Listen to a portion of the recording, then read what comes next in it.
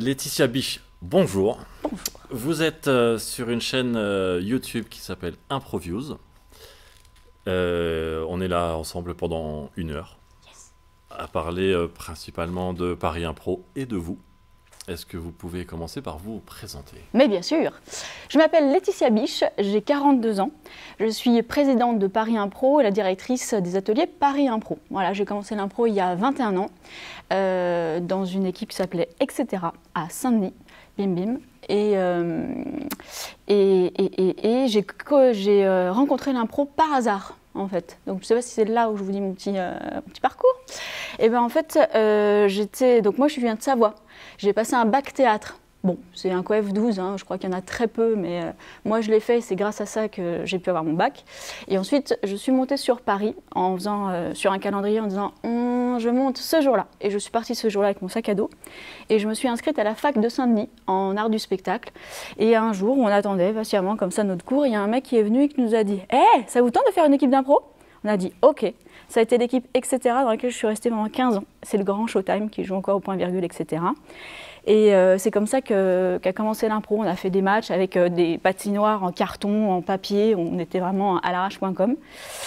Et par la suite, après, je suis devenue formatrice d'impro. J'ai co-dirigé l'EFIT, École française d'improvisation théâtrale. Je suis restée 1 an. Et puis par la suite, j'ai découvert aussi Paris Impro. Donc, pour vous la faire courte, Paris Impro, à la base, il y a eu 2 entités. Il y avait Tiens-toi bien Production qui était avec Laurent Ournac et Thibaut Van Rilas. Et il y avait Paris Impro créé par Laurent Mazet et sa compagnie. Les 2 ont fusionné et ça a été donc Laurent Mazet et Thibaut Van Rilas. Par la suite, il y a eu associés Laurent Mazet, Thibaut, Mélanie Lemoine, Marjorie et moi. Voilà. Et par la suite, c'est devenu tic-tac-touc. On est revenu à 3, Laurent, Thibaut et moi, puis Thibaut et moi, puis moi toute seule. Et maintenant, j'ai un nouvel associé qui s'appelle Christophe Iriondo, si j'écorche son nom, on est mal barré.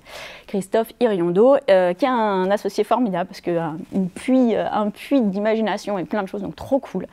Mais ce qui est rigolo, et j'aime bien raconter ça, c'est que moi, à la base, j'étais la chérie d'un joueur. Puis après, on m'a dit « tu veux jouer à la Coupe Paris Impro ?» Oui. Après, on m'a dit tu veux être directrice des ateliers Paris Impro ?» Oui. Ensuite, est-ce que tu veux être président de Paris Impro et associé? Je dis oui. Donc voilà. Donc ça a été une ascension plutôt cool. Super. Est-ce que tu peux préciser ce que c'est Paris Impro en termes de structure? C'est associatif, c'est une entreprise. Les associés, tu en as parlé. Du coup, quel est le rôle de chaque associé aujourd'hui? Alors, nous sommes une société, une SAS, pour tout ce qui est de la production. Il y a, à côté, on est aussi un pôle d'école, donc ça, on va repasser en association, parce que c'est plus simple pour gérer les salles, etc. Associé, qu'est-ce que ça veut dire? Donc, nous sommes 2, Christophe et donc moi, et on a chacun nos rôles. Lui, il est sur la com, sur aussi tout ce qui est sur la Coupe Paris Impro, tout ce qui est technique, etc. C'est grâce à lui aussi qu'on est retourné à la patinoire à jouer en 300 degrés, 380. Et moi, je suis sur l'école, directrice, donc c'est les plannings, c'est les profs, c'est tout monter les ateliers, etc. Sur la coupe, je suis aussi présente, moi je suis plus sur les réseaux, je suis en contact avec les joueurs et joueuses, je fais le lien, etc. Je pense que j'oublie des trucs, mais foncièrement, grosso modo, c'est ça. Par contre, les décisions sont prises à 2. Et on essaie d'être toujours très novateur et c'est formidable pour ça. Christophe a toujours une vision de l'impro qui va toujours plus loin. Il va chercher qu'est-ce qui peut être... Concrètement, ça veut dire quoi, novateur? Par exemple, alors si je dis ça, peut-être me faire taper sur les doigts, mais on a essayé de dépoussiérer le match d'impro. Avant, c'était 6 joueurs. Bon, il y a beaucoup d'équipes qui ont fait ça. On est passé à 5, 4 et l'année prochaine, on passera à 3. Qui est plus le discours de fin des capitaines, des coachs. On a enlevé les coachs. On a essayé de mettre quelque chose de plus punchy. Voilà. Alors après, ça plaît ou ça plaît pas. Il y a des gens qui vont dire mais c'est pas ça le match d'impro en fait. Nous on essaie d'aller au-delà de ça et de punchiser vraiment, que ce soit dynamique. On a un MC qui arrive en fanfare, limite il y a des feux d'artifice, on n'est pas loin, en tout cas pour la finale oui. Donc voilà, de faire des catégories aussi qui sont moins connues. où on va chercher aussi des auteurs qui ne sont pas trop joués, etc., ou même des réalisateurs de films. Voilà. Est-ce que tu peux nous donner quelques chiffres clés de matchs de Paris Impro? C'est combien de matchs dans l'année? C'est des jauges de combien? Combien de spectateurs? Combien de joueurs? Ouais, alors on joue au Théâtre de l'Européen, donc c'est une salle de 350. Bon, bah, les bons soirs, on monte à 360. On fait du Tetris avec les gens. Voilà, ils sont très contents, ils font connaissance. Et c'est donc l'année dernière, on était à 9 dates, donc une par mois. L'année prochaine, on va rester comme ça. Et en fait, dans notre tête, on aimerait beaucoup, donc l'année prochaine, donc la saison 10 de la Coupe Paris Impro, on aimerait passer à une date par semaine. Voilà. Mais sinon, pour répondre à ta question concrètement, Paris Impro, c'est 8 dates au Théâtre de l'Européen donc une fois par mois. On a aussi le Catch Impro au Lucernaire, où on est une fois par mois aussi. Et après, des petites dates de tournée ponctuelles. Quand tu dis une fois par mois que vous aimeriez passer une fois par semaine, ça me fait forcément penser à la 1983-1984, quand les matchs sont arrivés en France et ça jouait une fois par semaine le lundi soir au Bataclan.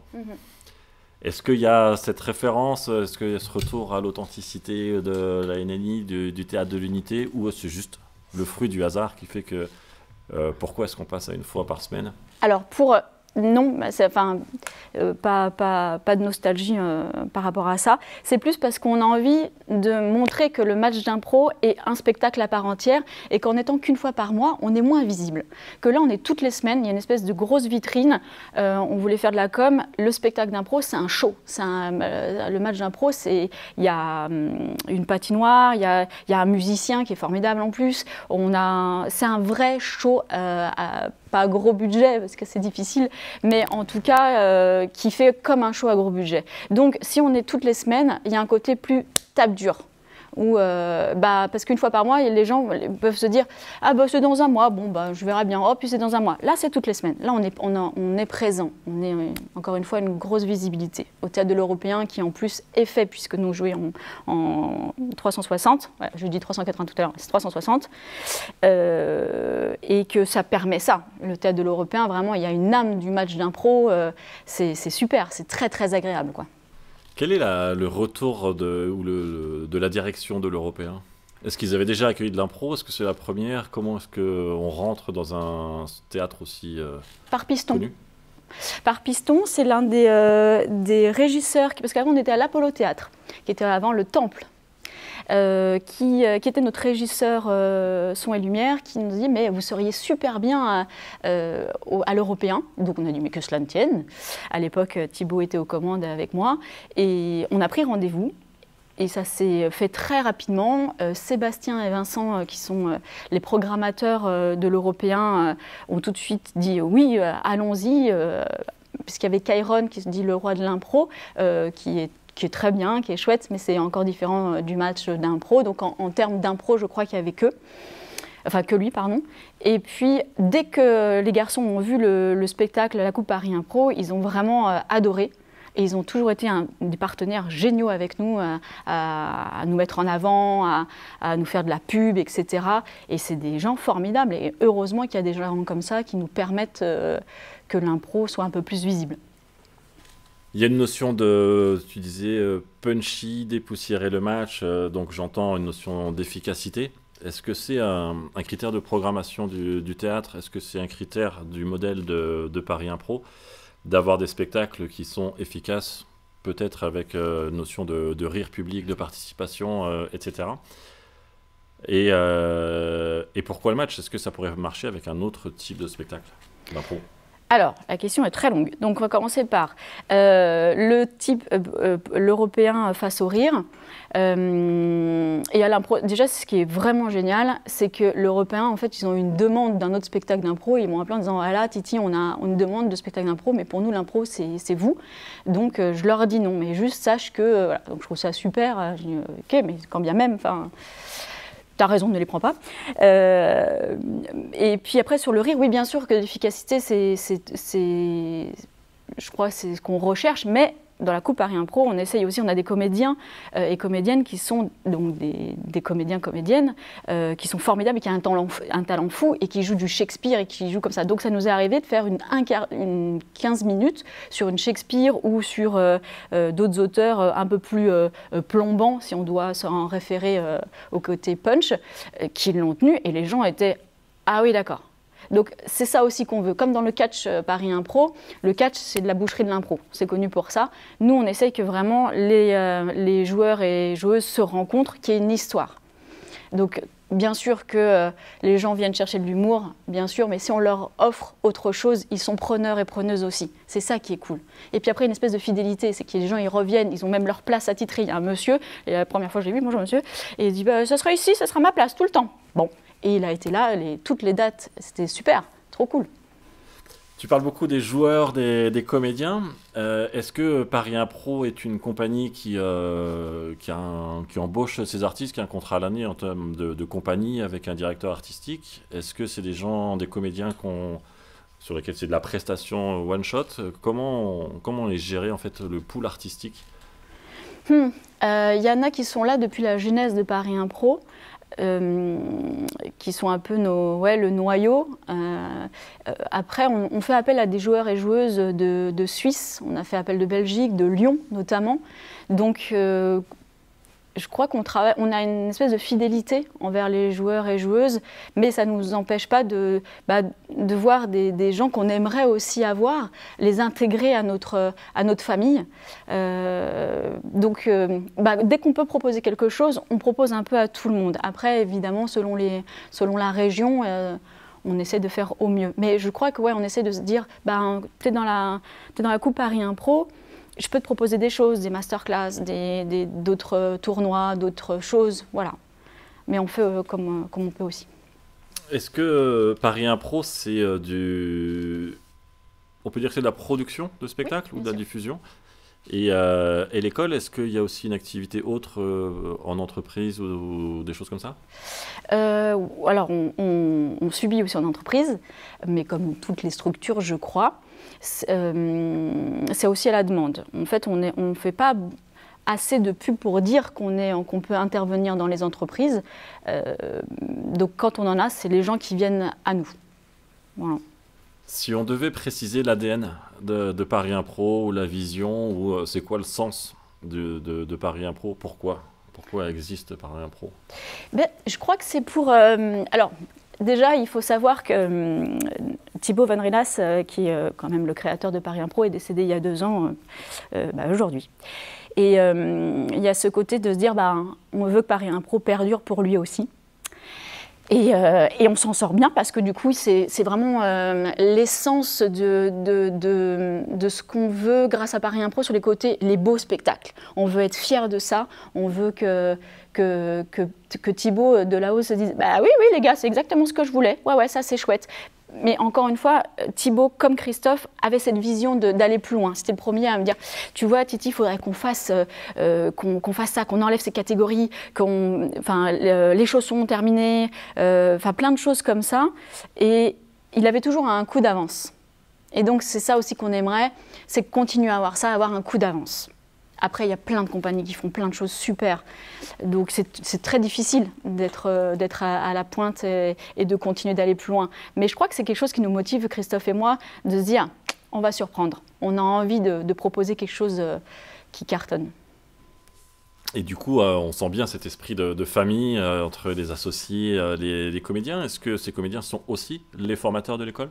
Oui, il y en a, pas tous, pas toutes. Il y en a pas mal. Après, j'ai un pôle de 30 formateurs et formatrices, donc c'est pareil, là j'ai la chance maintenant qu'on me demande est-ce que je peux donner des cours? Avec plaisir, évidemment, je connais la personne ou j'ai des retours sur eux et sur elle, donc voilà, mais welcome en fait. Je trouve que c'est ça, l'impro, c'est le partage, et que ce soit en formation et que ce soit au plateau, c'est se dire, tu es formateur, formatrice, on a la même pédagogie, on dit les mêmes choses, les mêmes valeurs, viens, avec grand plaisir, vraiment. Et du coup, l'école, elle est estampillée, entre guillemets, sur une couleur de match d'impro également? Non, pas du tout. Alors pas du tout. Dans les ateliers, c'est vraiment l'impro sous toutes ses formes et on commence vraiment par les bases sur vraiment le QQO, l'acceptation, la cohésion, etc. Et les matchs d'impro viennent dans l'année. D'ailleurs, on fait des matchs en interne, sans pression, avec d'autres ateliers. Mais c'est vrai que c'est drôle que tu dis ça parce que des fois, on m'appelle en disant « Alors moi, je ne suis pas trop match » ou alors « Ouais, moi, je veux faire du match ». Mais en fait, les ateliers Paris Impro n'apprennent pas à matcher, à faire que des matchs. On apprend, mais on apprend aussi le long forme, on apprend le cabaret, enfin, en petit spectacle. Mais c'est surtout la base de l'improvisation avec des bonnes bases, quoi. Voilà. Donc plutôt une couleur johnstonienne de ce que j'entends. Ça dépend des formateurs et formatrices. J'essaye que justement, il y a un peu de tout, qu'ils voient un peu tout. Mais sur les débutants et débutantes, il y a un papa et une maman, un référent. Après, il y a initié, où là, il y aura 3 formateurs, un par trimestre, puis intermédiaire, puis confirmé, puis expert, où là, il y a un formateur, formatrice par trimestre. Mais les débutants, ils ont une seule personne. Du coup, je ne peux pas m'empêcher de penser, il y a une société de production qui fait du match, une école qui appartient à la même société, qui présente une couleur artistique plutôt complémentaire. Donc en toute logique, la prochaine production de Paris Impro ne sera pas du match, mais sera... On ne sait pas encore. On ne sait pas encore parce qu'avec le Covid, on est un peu... ce qu'on voulait faire a été un peu repoussé, comme je pense beaucoup de projets de compagnie. Donc on est en recherche de ça. On a envie, peut-être oui, de carrément produire autre chose, ou d'autres personnes, ou faire des combos de joueurs, joueuses improbables. On est en recherche. On est très en demande aussi que des gens nous disent de nous proposer leurs projets. On est ouvert à tout. Mais ouais, pourquoi pas. En préparant l'interview, je faisais une réflexion en comparant Paris Impro avec la LNI et avec le match d'impro au Québec qui a explosé, du coup qui est né plutôt en 1976 et 20 ans, 25 ans après, il y a eu énormément de matchs dans les bars, etc. et très peu de propositions autres, type longue forme, etc. Très peu, c'est-à-dire que ça marche pas. Et du coup, est-ce qu'on s'appuie sur cette valeur sûre? Est-ce que parce qu'on est une entreprise, il y a cette notion de profitabilité pour pouvoir être pérenne?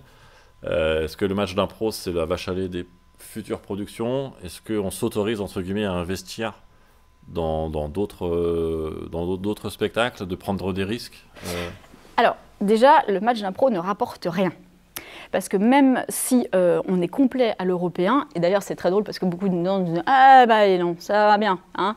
Mais en fait non, c'est juste une vitrine encore une fois, et que la salle coûte très cher, qu'il y a tout, on a 20 artistes au plateau, etc. Donc en fait on ne gagne pas d'argent avec le match.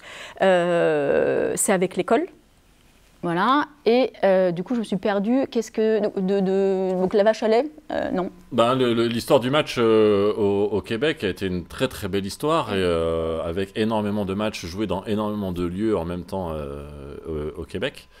Mais aujourd'hui, j'ai plutôt tendance à dire que ça s'essouffle un petit peu. Okay. La LNI a revisité quelques formats en faisant des duels, en faisant la LNI revisite ses classiques, en essayant d'être innovateur, comme Paris Impro essaye de l'être. Ouais. Donc du coup, je me pose la question, est-ce qu'on suit à peu près la même voie, et en prenant le risque de produire des nouveaux spectacles qui marcheraient peut-être moins bien, quoi. Oui, pourquoi pas. Vraiment, tout est encore en questionnement. Pourquoi pas en longue forme? Pourquoi pas est-ce qu'on va arrêter le match? Aujourd'hui, je ne peux pas encore dire, parce qu'on ne sait pas comment va se passer cette année aussi. Est-ce que si on garde le match, qu'est-ce qu'on peut faire pour que ça nous tire vers le haut aussi? Qu'est-ce qui nous ferait un peu frissonner, etc. Donc, et puis pourquoi pas un match et puis aussi un autre spectacle. Enfin, tout est ouvert en fait, vraiment pour l'instant. On a peur de rien chez Paris Impro. Et c'est peut-être un problème, mais bon, pour l'instant, on a peur de rien. Si je reformule, le match à l'européen est plutôt utilisé comme un outil média de visibilité de la marque Paris Impro, qui vient ensuite nourrir l'école. Parce que j'imagine que les gens connaissent Paris Impro par le match et ensuite se disent « Je ferai bien des cours, je m'inscris à Paris Impro ». Et Et tu disais en début d'entretien que tu envisageais de changer la structure, passer en mode associatif pour l'école. Alors, pas changer la structure, j'ai pas été très claire, c'est en ouvrir une deuxième pour l'école, pour voilà, qu'on ait la production en entreprise et puis pour l'école association. Pour une logique fiscale, j'imagine. Oui. Et est-ce qu'il y a un pont entre l'école et le match Paris Impro? Est-ce qu'il y a une vision de dire j'aimerais bien que mes meilleurs élèves dans 5 ans soient les talents révélés par Paris Impro sur scène?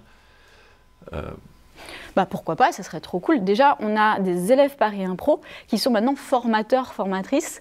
Donc c'est cool, qui jouent maintenant sur les scènes parisiennes, etc. et qui sont réputés en plus. Donc pourquoi pas?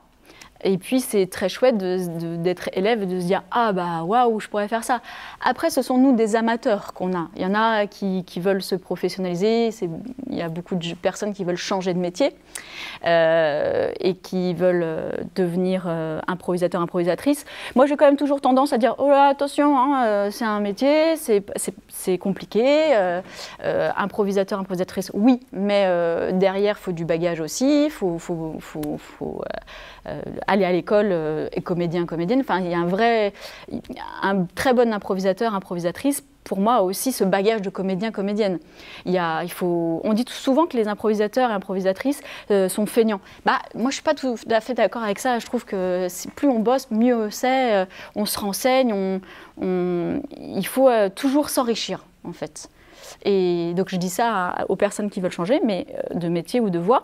Il y en a j'ai eu 3 personnes qui ont fait ça, et dont une qui est la formatrice et qui joue encore une fois sur scène parisienne et autres, que tu connais très bien. Justement, est-ce qu'on peut développer un exemple concret? Oui, bien sûr. Aurélia Ciano, qui était donc les premières, donc il y a plus de 5 ans, élève Paris Impro. Elle s'est formée, je ne sais plus ce que c'était son travail à la base, et puis elle m'a demandé qu'on mange ensemble, et je lui ai dit, bah, fais une école, les studios Muller, etc., qu'elle a fait. Puis elle a fait d'autres écoles, elle s'est enrichie, elle s'est inscrite dans d'autres troupes, et puis ils ont fait des spectacles. Elle est dans presque 8 clos maintenant, 8 presque clos, j'arriverai jamais à le dire. Et puis elle m'a demandé à être formatrice, que j'ai accepté, je l'ai mis en débutante et en binôme. C'est très bien passé, les élèves étaient vraiment acquis par elle, et elle s'est enrichie, et maintenant Aurélia Ciano fait partie des improvisatrices qu'on connaît bien. Paris Impro joue à l'européen, pourquoi pas ailleurs en France, à l'international? Est-ce qu'on aurait la chance demain de voir des coupes Paris Impro à Gérardmer dans les Vosges? Alors, surtout Gérardmer dans les Vosges, à plein fin. Oui, c'est prévu. On avait prévu une tournée, mais même dans les dom-toms, etc. Encore une fois, avec le Covid, c'est peut-être un petit peu repoussé, mais oui, Paris Impro, on a la bannière de tournée. On a très envie de se faire un peu connaître de partout, d'être reçu, avoir un quarbus, comme adorerait Christophe, et qu'on parte avec nos maillots, notre patoche, ou pas d'ailleurs, pas la patoche, parce qu'elle est très grosse, mais notre patoche, patinoire, elle est transparente pour ceux et celles qui ne la connaissent pas, donc c'est chouette, on voit les improvisateurs qui font comme ça, ou qui font des grimaces au public ou quoi, donc voilà. L'envie de franchiser? D'avoir un petit Paris Impro qui s'appellerait Lyon Impro ou Nantes Impro? C'est une demande. Pourquoi pas? Pourquoi pas? Bah oui, pourquoi pas en fait. Encore plus au soleil, mais oui, encore une fois, on est ouvert à tout. Paris Impro versus les ligues d'impro, comment ça fonctionne? On est copains, on n'est pas copains? On est copains, comment dire? Pas en force, parce que ce serait moche, mais par exemple, on a eu là-bas, il y a 2 ans ou l'année dernière, un remplacement à faire. On a appelé un joueur qui jouait à la LNI, et puis en fait, ça a fâché un petit peu notre équipe, enfin la LNI, si je dis pas de bêtises, hein. Et donc du coup, on a dit, oh là là, on veut pas de fâcherie, vraiment pas, les joueurs et joueuses jouent où ils veulent, donc on allait boire un café, et ça a tout dédramatisé, on est dans le même bateau, on fait la même chose, donc vraiment, nous, il n'y a pas de fâcherie, enfin je ne crois pas, en tout cas si c'est le cas, appelez-moi, pour boire un café, parce que ben, on fait la même chose. Est-ce qu'on a des spécificités différentes? Certainement, mais le monde de l'impro, on les connaît tous, les joueurs et joueuses. On est tous copains et copines avec. Ils sont contents de jouer chez nous comme ils sont contents d'aller jouer ailleurs. Donc, ben, encore une fois, parlons-en, quoi. Mais non, normalement, on n'a pas de fâcherie. Mais on n'est pas à l'abri de découvrir des choses ou de peut-être se faire taper sur les doigts. Peut-être que Paris Impro, on n'a pas une bonne réputation. Peut-être que Paris Impro, il y a plein de choses. Si c'est le cas, parlons-en encore une fois. Je crois que la communication, il n'y a rien tel, surtout entre les structures. Parce qu'il peut y avoir des malentendus ou des petites rumeurs qui viennent peut-être pas de nous ou de nous, ou qu'on n'a pas voulu dire. L'interprétation est très importante, surtout dans ce milieu, parce qu'il y a des susceptibilités, des égos, etc. etc. L'humain, quoi. C'est qui les concurrents de Paris Impro? C'est qui les concurrents de Paris Impro? La LNI, comme tu l'as dit, certainement. Je vais en oublier, c'est horrible, mais... Comme je vois... Alors, plus sur le spectacle, on est d'accord avec ça, ou sur les écoles. Je pense la LNI... pif, paf, pouf. Ouais, moi, je vois pas les... On regarde, évidemment, on fait de la veille de voir ce que font les autres équipes, mais en fait, c'est plus en dire « Ok, waouh, il faut l'Olympia, c'est classe. Qu'est-ce qu'on pourrait faire, nous ?» Mais il y a un côté... c'est challengeant, en fait. Donc, ouais, concurrent, oui, parce qu'il faut un terme, mais pas tant que ça, finalement. À ma connaissance, Paris Impro a un modèle économique qui est unique. Alors, j'en connais pas d'autres de sociétés qui produisent de l'impro comme ça, avec une fréquence mensuelle. Pourquoi il n'y a pas d'autres envies? Pourquoi il n'y a pas davantage d'initiatives, de gens qui créeraient le même modèle économique? Ça, faut demander aux autres, du coup. Parce que après, vraiment, le match est un gouffre financier. Hein. Donc, je ne suis pas sûre que d'autres structures ont envie de faire ça. Et je crois que c'est aussi dans la mouvance d'avoir les spectacles de longue forme. Autour de nous, ces quelques années, c'est vraiment le longue forme qui a pris le pas. Les matchs sont un peu mis de côté. Peut-être, est-ce que c'est par son côté vieillot? Est-ce que c'est parce qu'il y avait peut-être trop de choses qui étaient un peu vues, revues, réchauffées, etc. Mais encore une fois, ouais, c'est des sous-sous hein, de produire un match d'improvisation et que même le balader, hein, aller en tournée avec une patinoire et puis donc au plateau une vingtaine de personnes, il faut se le fader. Hein. Paris Impro va ouvrir sa propre salle de spectacle. C'est prévu pour quand? Écoute, j'aimerais... Purée la vache, qu'est-ce que j'aimerais? J'adorerais ça. Mais pour l'instant, c'est pas dans les tuyaux. Je cherche comme ça en me disant quel théâtre, tic, tac, tout. Non, pas encore. C'est pas dans... Mais encore une fois, rien n'est impossible, à cœur vaillant.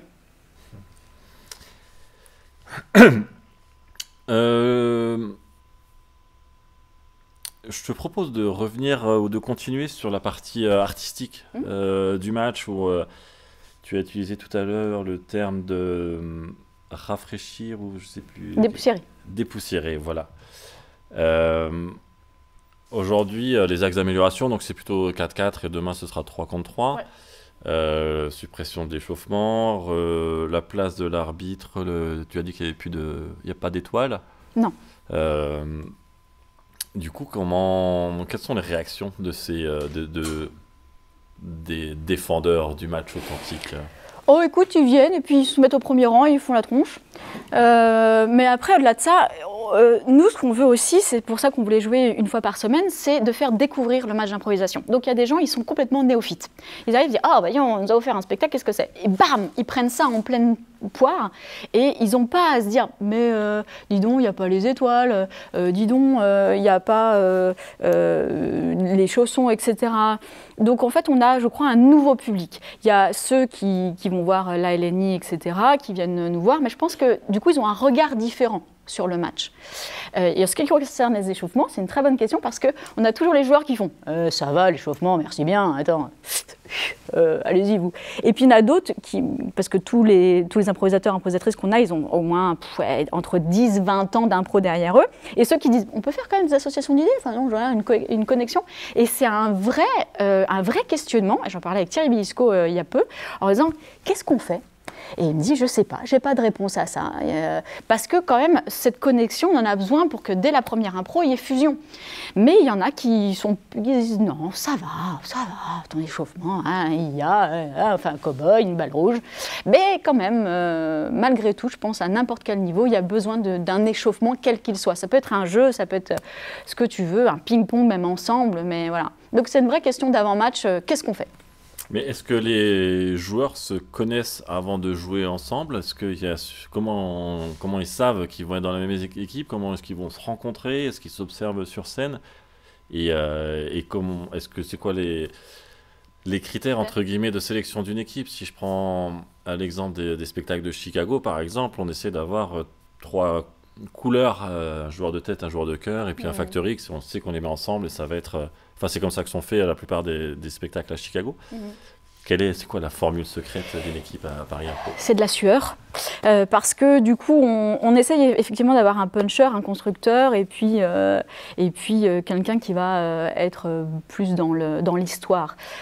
Et il y a des gens qui ne se connaissaient pas. Par exemple, on a eu la chance d'avoir cette année Antonia de Redinger qui connaissait très peu de personnes. Donc, oui, il faut essayer de trouver des alchimies, qu'il n'y ait pas d'inimitié. Après, dans la vie de tous les jours, ils font ce qu'ils veulent. Et puis au plateau, ce sont des pros. Mais c'est un gros questionnement. On a souvent remodelé, on fait comme dans les films, j'adore ce moment-là, où on a des petites photos de chacun. On dit, bon, alors là, on va faire ça comme ça. Non, qu'est-ce que t'en penses? Ça va pas le faire, là, clac, clac. Et puis, c'est les premières, on se dit, ok, bien ouais. Ou tiens, peut-être qu'il faudra changer. Mais c'est pas évident. Surtout là, on va passer à 3, c'est encore plus compliqué. Et pour répondre à ta question, encore une fois, il y en a qui ne se connaissent pas forcément, ou ils se sont déjà vus, ou alors il y en a qui jouent depuis longtemps ensemble, dans d'autres formats, dans tout ça. Donc voilà.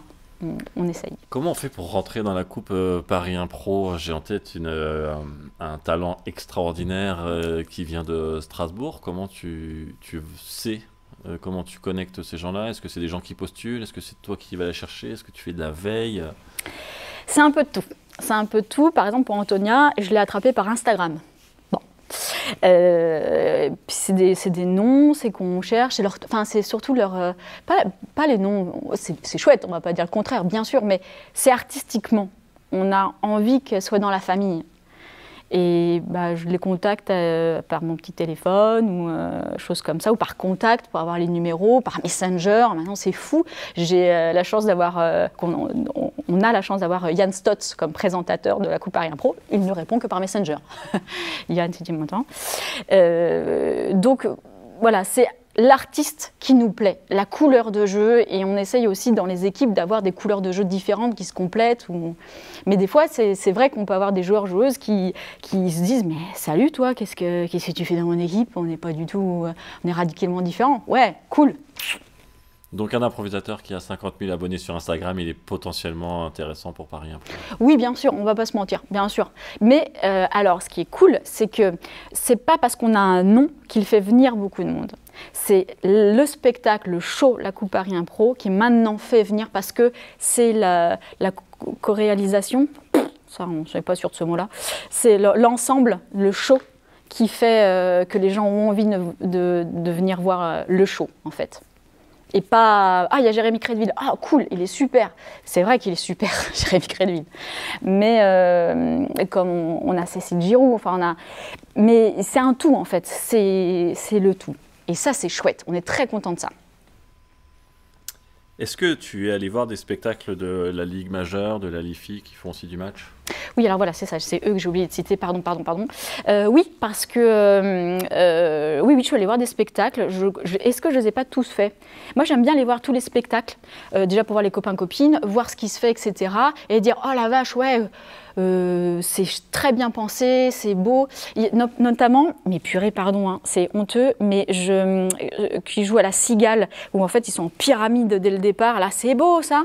Et tu dis, bah ouais, bien, ça c'est très beau ce que vous faites, bravo. Et je suis la première à dire bravo. Enfin, je dis je parce que c'est. Tu m'interviews moi, mais Paris Impro, mon associé aussi, on aime bien envoyer des messages aux gens en disant bravo, c'est cool ce que vous faites, on était là, tac tac, on fait des posts aussi s'il y a besoin. Enfin voilà, on essaye vraiment de dire, encore une fois, et si on était copains-copines. Pour organiser une rencontre. Tout à fait, mais ça on voulait, ça on avait très envie. Ce serait trop cool. 2 grosses structures dans un match, on a les mêmes joueurs et joueuses. Après, ça à savoir, bon, qui joue pour qui. Bon, ça, c'est peut-être un peu plus le... Et pourquoi ça n'a pas marché? On a proposé, et puis, problème de planning, de choses comme ça. On est passé sur autre chose, mais pourquoi pas de remettre ça sur le tapis. Est-ce que c'est vraiment un problème de planning ou est-ce que l'envie n'était pas évidente des deux côtés? L'envie était là. Alors, ils nous ont dit oui, donc j'aime croire qu'on ne me mente pas. Et puis, je crois peut-être... Oui, planning, ça assure. Et puis, oui, non, ça ne s'est pas fait. On n'a pas relancé non plus. Mais il suffit, encore une fois, qu'on se dise, bon, allez, cette année, on le fait, et puis ça peut se faire. Et justement, c'est cool. Je trouve ça super d'avoir main dans la main des entités d'impro qui se rencontrent et qui se disent, on est dans une patinoire, en fait, c'est ça. Après, est-ce qu'il n'y a pas des gens qui diraient, ah, c'est eux qui ont gagné, donc vraiment, c'est les plus forts. Ah, c'est eux qui ont gagné. Chiant, en fait, on n'est pas là pour ça. Et encore une fois, on a les mêmes joueurs et joueuses, donc, je sais pas. Il faudrait peut-être trouver une alternative. À voir. Qui pourrait être quoi? Je sais pas. En te le disant, je me dis, dans quoi tu t'es enfourré? Enfourré, bon, voilà.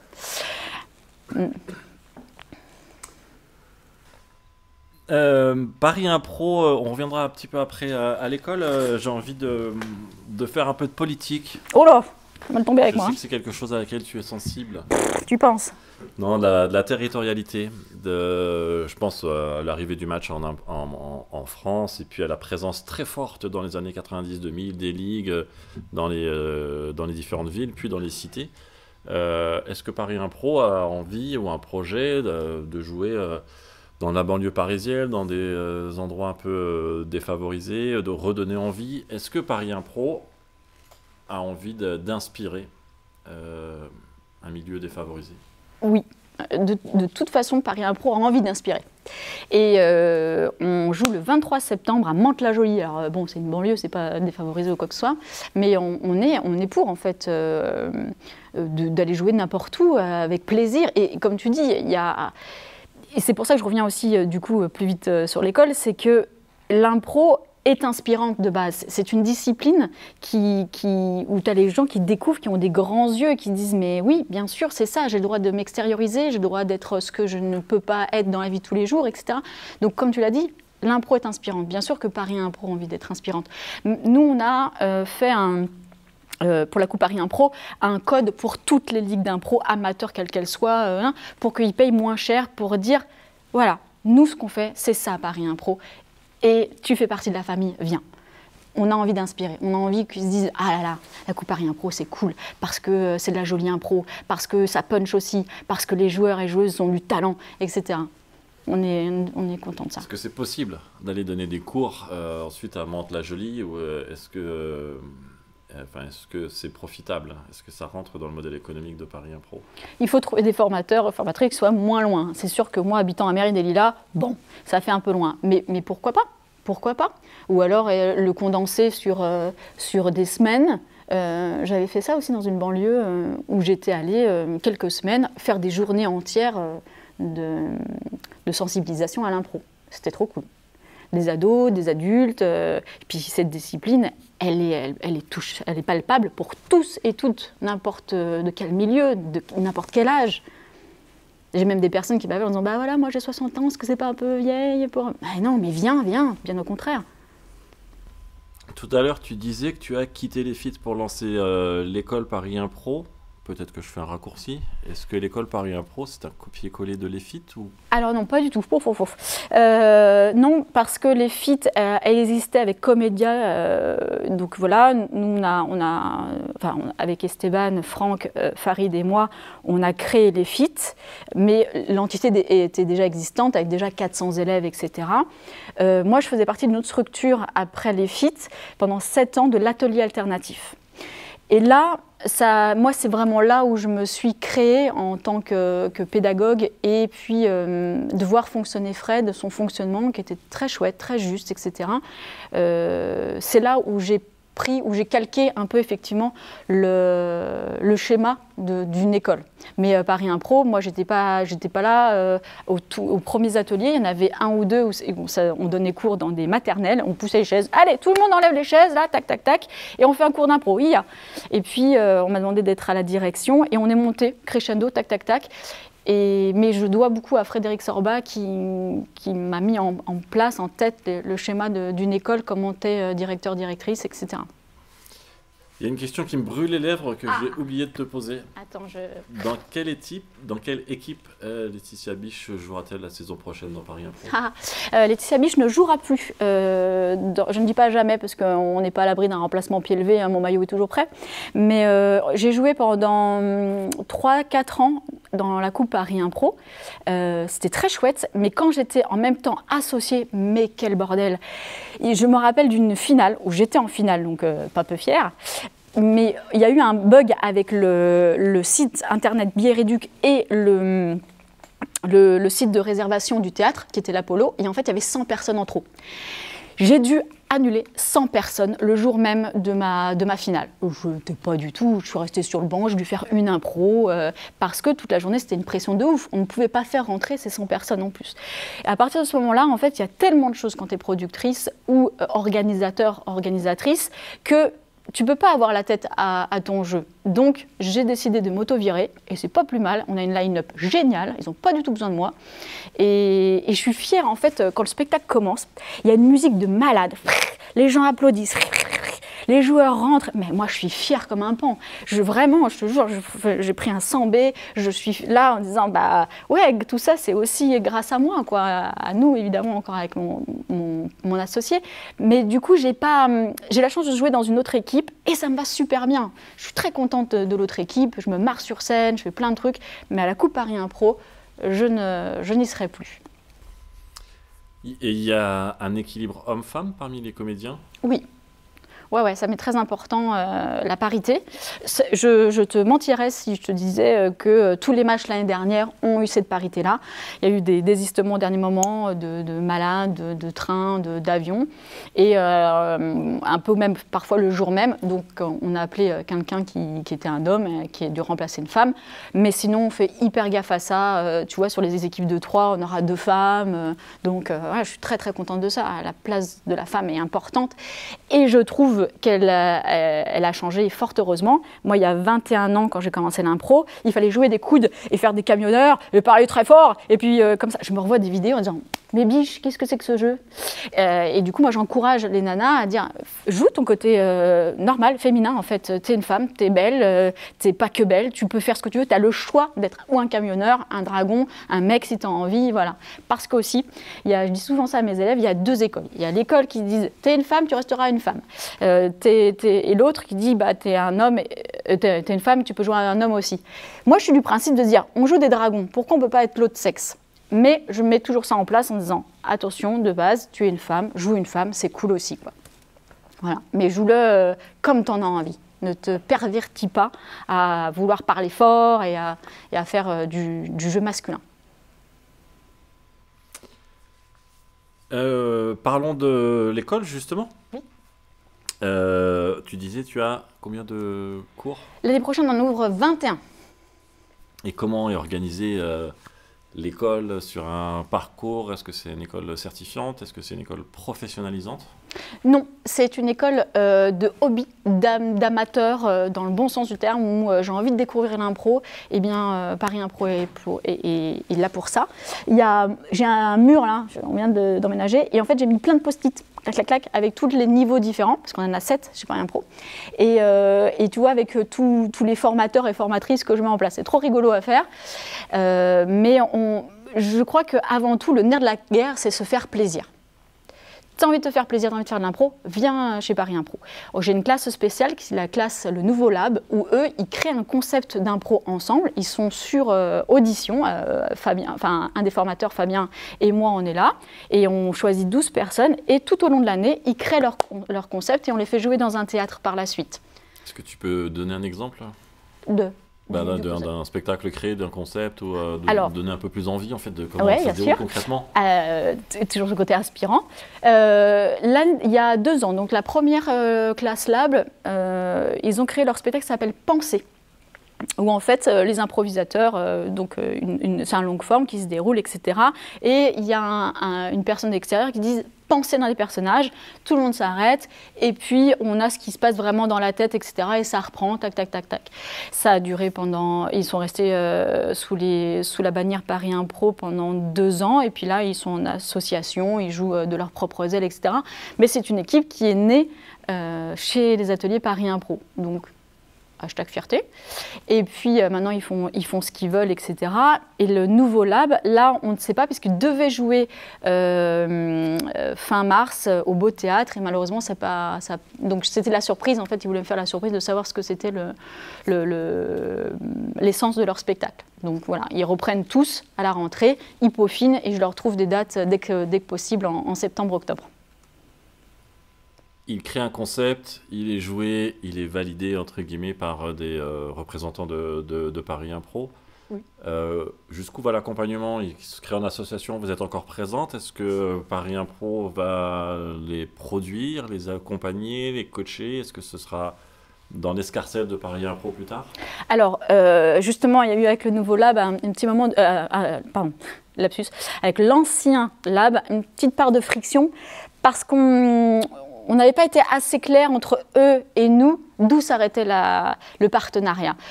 Paris Impro les a produits, et puis après, je crois qu'ils avaient envie de plus, et on s'est mal compris, donc ça a un petit peu frictionné à ce moment-là.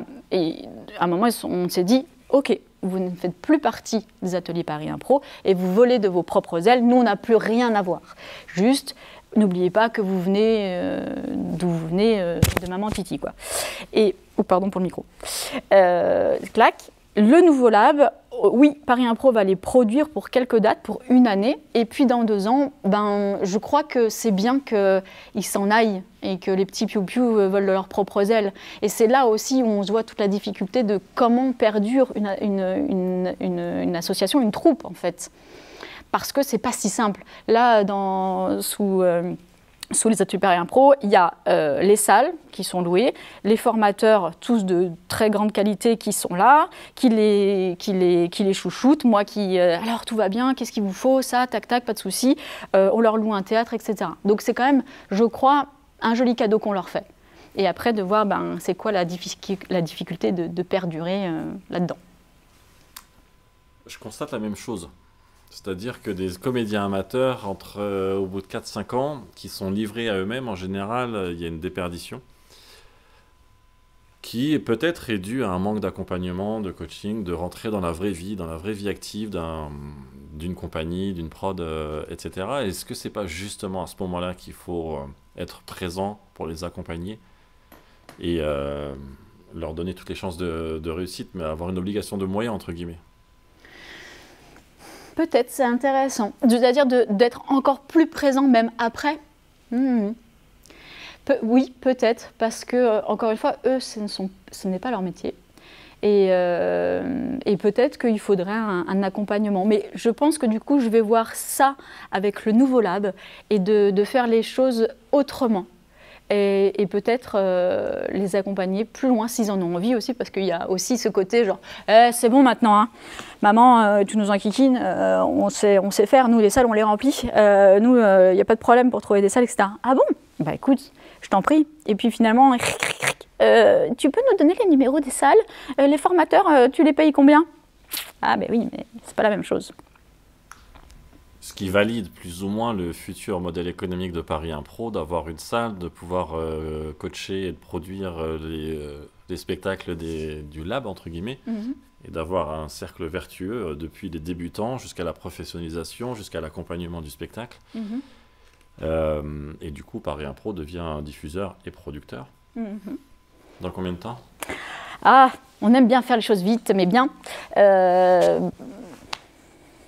Pareil, dans les années qui suivent. Mais avec Christophe, on s'est beaucoup posé cette question de dire de quoi sera fait septembre là, en fait, avec le Covid. Est-ce qu'il y aura un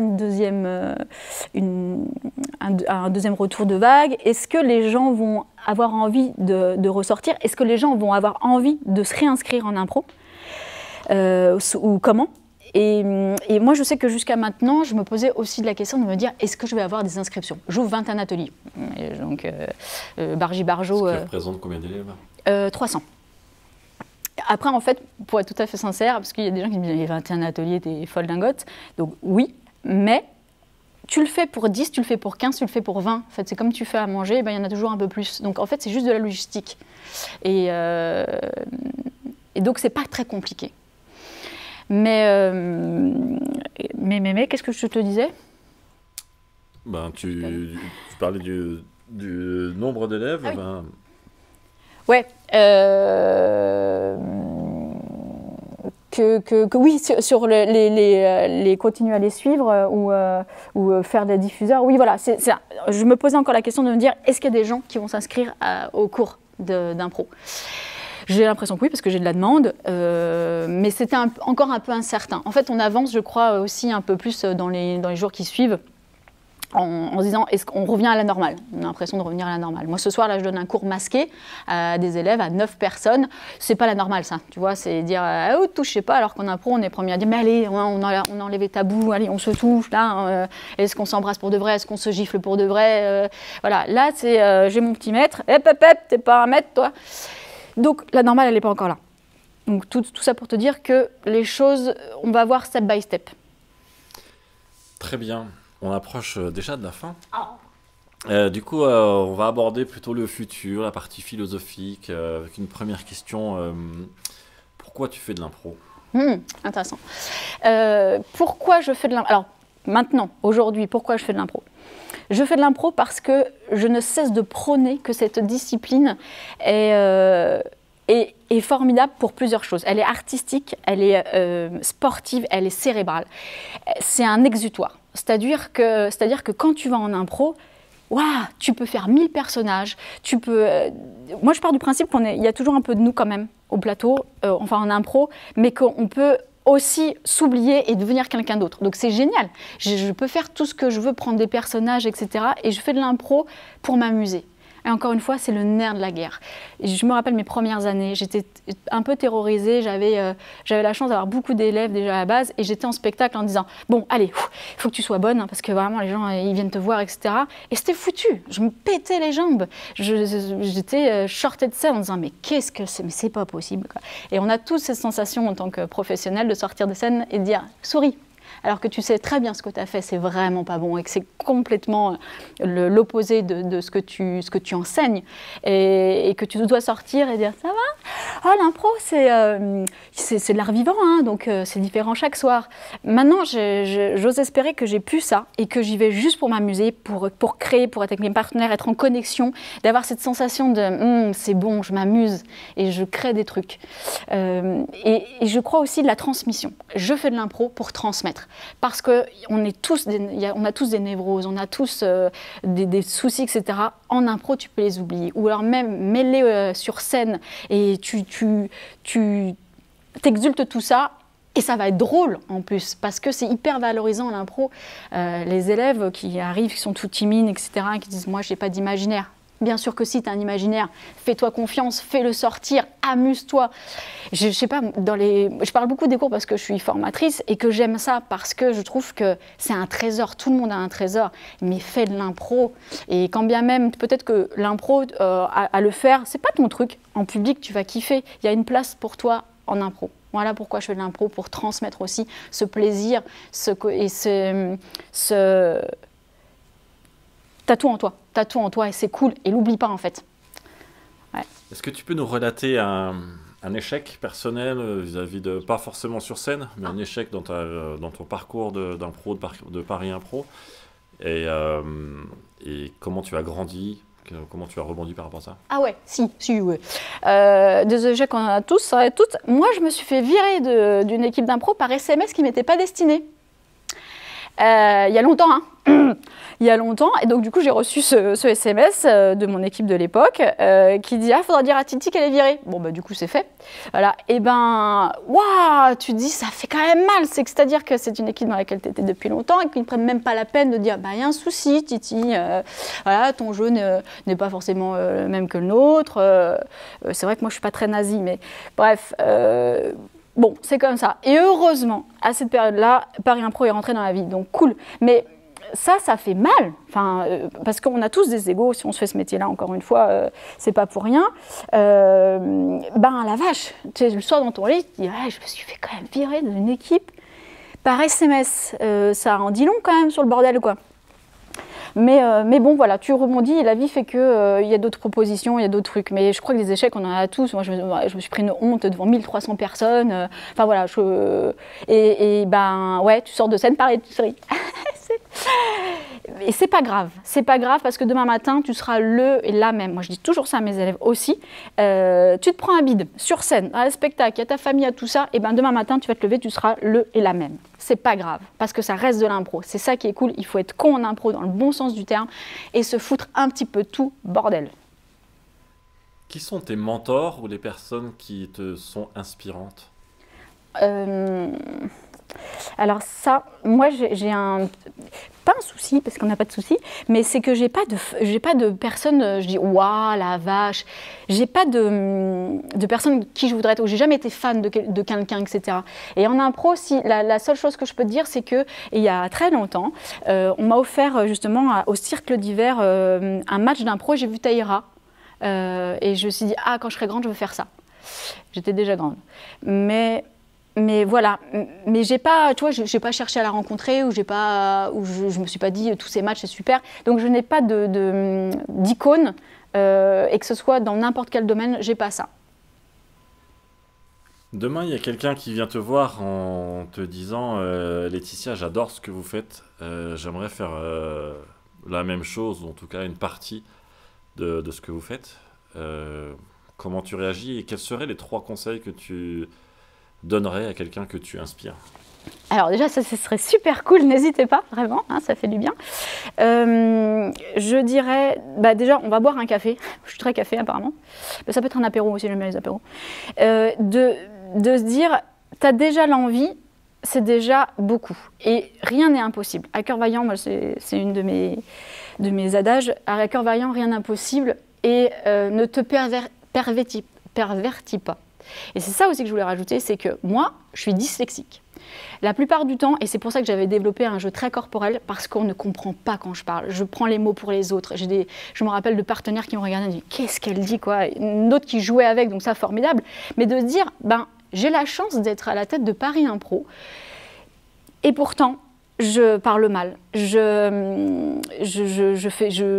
y a plein de choses que je ne sais pas bien faire, mes phrases, elles sont pas super jolies ou quoi que ce soit. C'est pas grave en fait, parce que j'ai eu envie de faire ce que j'ai eu envie et je me suis pas pervertie, je me suis pas changée, j'ai pas essayé de changer ce que je suis. Donc vraiment de se dire ça, sois toi-même. Et c'est facile à dire sois toi-même, ouais, c'est comme à quelqu'un qui est insomniaque dire adore, oui mais j'aimerais bien mais je peux pas. Mais de ne pas se pervertir. Pour moi c'est ça, de ne pas accepter des spectacles si tu n'as pas envie d'accepter ces spectacles parce que ça ne te plaît pas, parce que ça ne correspond pas, parce que c'est ou politique ou je ne sais quoi. Donc ça, très important. Et puis des conseils de travail. Va faire du mime, va faire de la danse, va faire du clown, va te former, rencontre les gens, parle avec les gens. Il y a beaucoup de gens qui en fait sont très amènes de papoter avec toi, de donner tes expériences. Moi en tant que nana, j'avais très envie de donner mes expériences, de faire attention aussi. Mais en fait, voilà, en le disant, ne te pervertis pas. C'est ça. Reste avec tes... Tu évolues avec le temps. Je ne suis pas du tout la même personne, et bien fort heureusement, et qui a 20 ans. Mais j'ai toujours cette âme d'enfant, et je crois que ça, c'est super important. De rester... D'ailleurs, j'ai 42 ans, et souvent, je me regarde dans la glace, je fais « Oh là là, Bibiche, t'es une adulte, mais pas trop, en fait. » Ben, c'est ça, c'est ce petit enfant, ne le fais pas partir. Ce petit enfant qui gère une grosse entreprise. Oui. Mais c'est ça, c'est cool, je suis contente de ça et c'est pour ça vraiment j'ai envie de passer ce message. Si vous avez envie de quelque chose, allez voir la personne et lui dire hey, Laetitia, est-ce qu'on peut discuter? Est-ce que ça de ce métier-là, je crois aussi c'est ça qui est joli, c'est l'humain. C'est chiant l'humain, mais c'est très beau parce que l'humain c'est susceptible, parce que c'est égocentrique. Et qu'il y a des nombrils aussi énormes, mais c'est aussi des gens fragiles, comme dans n'importe quel milieu, vous allez me dire, mais c'est parfois une main tendue. Moi, je suis très amène à tendre des mains, en fait, parce que j'aime, avec un grand A, les gens. Et j'ai été très déçue aussi par des gens, parce qu'on m'a blessé mon petit cœur, notamment des élèves pour qui tu fais plein de choses et qui finalement te mettent des couteaux dans le dos, et finalement dire, c'est pas grave. Parce qu'il y en a d'autres que tu as aidés. Et je reçois plein de messages, des gens très gentils, et te dire, je fais ça aussi pour ça, et pour eux, et pour elles. Et vous avez remarqué que je fais une diction inclusive tout le temps. Peut-on avoir une vie sociale quand on est une dirigeante overbookée comme toi? Alors, maintenant, oui. Parce que j'ai un chéri qui m'a dit, dis donc, après 22 heures, terminado les SMS, ça va bien, merci. J'ai la chance d'avoir des amis qui sont aussi dans le milieu, etc. Et j'aime beaucoup faire la fête. J'aime bien picoler et j'aime beaucoup recevoir. Et maintenant, on a un 40 mètres carrés, donc pareil, ça va être welcome à la maison. Mais oui, on peut avoir une vie sociale. Il y a des années, mes premières années, je donnais 7 ateliers de cours par semaine. 8 parce que je disais souvent, mais il n'y a que 7 jours dans une semaine. Et là, c'était compliqué. Mais maintenant, aujourd'hui, j'ai envie de ne pas m'oublier aussi, de profiter des copains-copines et de faire, maintenant je me suis mise aux jeux de société, de faire ça, de cuisiner, enfin c'est couillon, mais maintenant j'arrête. Pareil, les mails, je peux en envoyer jusqu'à très tard, mais bon, ça, tant pis, c'est un interview, mais je me cache pour travailler, en fait. C'est honteux. Et de se dire, elle me trompe. Pas du tout. Je me cache dans les toilettes ou dans la salle de bain pour envoyer des mails aux élèves, etc. Ou pour répondre à quelqu'un. Et donc voilà. Bon, c'est mon petit truc à moi. Mais j'adore ça. Voilà. Super. Eh bien, ce sera le mot de la fin. Merci beaucoup, Laetitia Biche. Merci à vous. Bonne continuation. Bisous.